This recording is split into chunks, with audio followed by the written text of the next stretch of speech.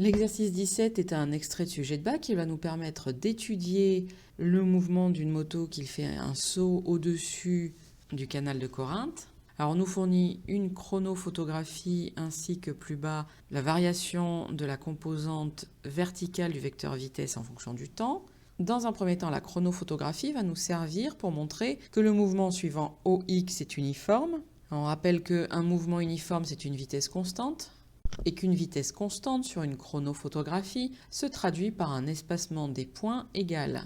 Donc je constate que sur la chronophotographie, si je projette tous ces points sur l'axe X, les écarts sont toujours les mêmes. Vous pourrez faire ce travail sur l'ensemble des points et vous constaterez que l'écart selon X est toujours le même. Donc, selon X, j'ai bien un mouvement uniforme. Ensuite, on va montrer que si le poids est la seule force qui s'applique sur le système, le vecteur accélération est vertical. Donc là, la question vous fait faire le lien entre force et vecteur accélération. Il faut donc penser à la deuxième loi de Newton.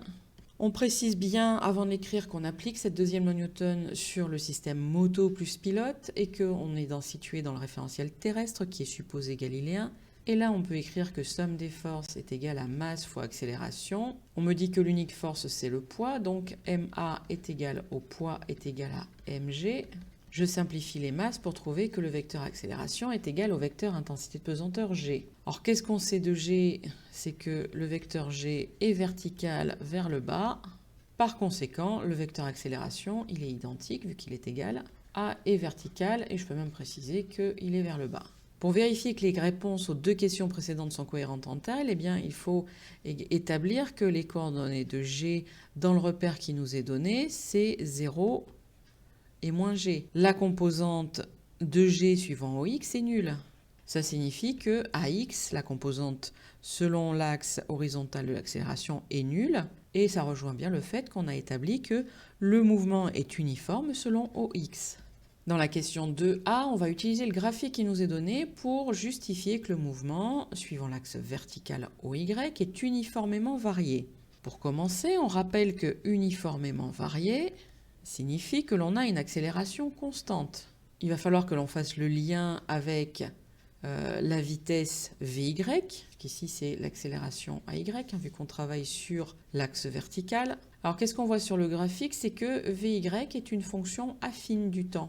Par conséquent, une équation de VY serait de la forme m, le coefficient directeur, fois t, plus n, la coordonnée à l'origine. Et si je calcule sa dérivée à cette fonction, d de VY sur dt, eh bien il ne me reste plus que m, et je sais que la dérivée de la vitesse par rapport au temps, c'est égal à l'accélération. Je viens donc bien de prouver que AY est constante, donc que le mouvement est uniformément varié.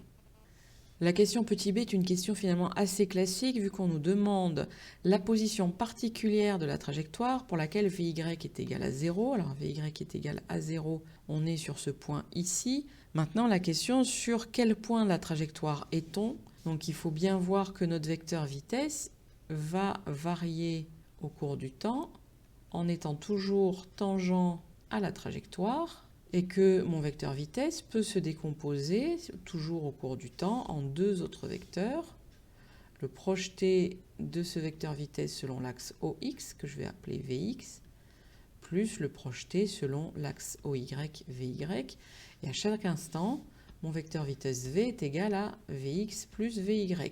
Alors VY qui est égal au vecteur nul, correspond à VY égale à 0, ça correspond à une situation où mon vecteur vitesse est seulement égal à sa composante horizontale, donc à une situation où le vecteur vitesse est parfaitement horizontal. C'est cette situation ici. Alors, cette situation elle est particulière, c'est le sommet de la trajectoire, le point le plus haut atteint par notre système.